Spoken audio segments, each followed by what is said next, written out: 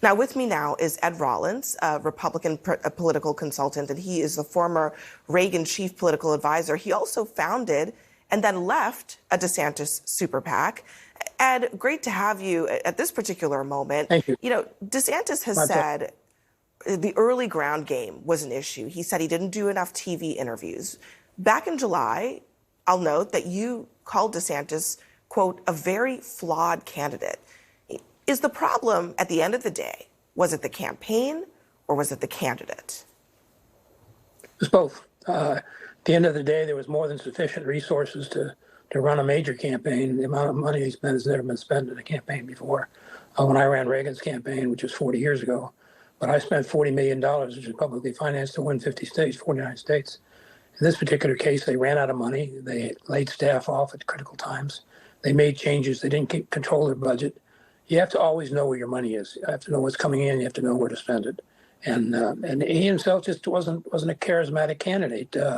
And I like him. I think his policies are good policies.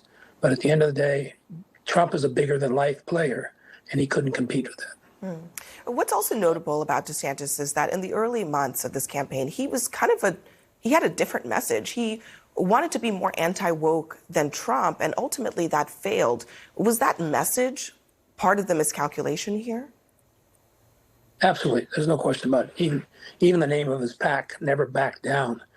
What does that mean to ordinary people? You're not the Crips in the ghetto. I mean, the bottom line here is you need to say something positive for people. We're going to be about the people. We're going to make things happen for the people. Never back down is a derogatory term.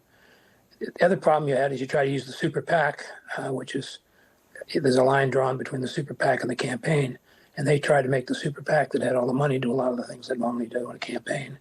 And so they always had to watch the FEC. And there was just all kinds of chaos. Tallahassee people who had run his governor's campaign were excluded. They're now Susie Wiles, who's running Trump's campaign, is one of the best operatives in the country. She had a falling out with him. She's now basically doing Trump's campaign. Yeah. Just moments ago. I think chaos. Yeah. Moments ago, DeSantis jumped back into his role as governor of Florida. He actually vowed to veto efforts by other Florida Republicans who want to use taxpayer dollars to help pay for Trump's legal bills.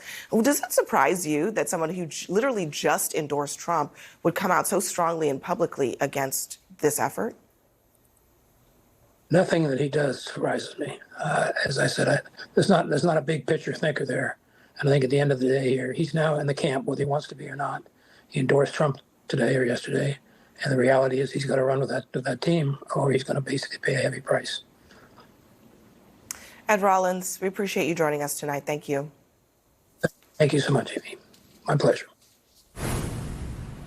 And Nikki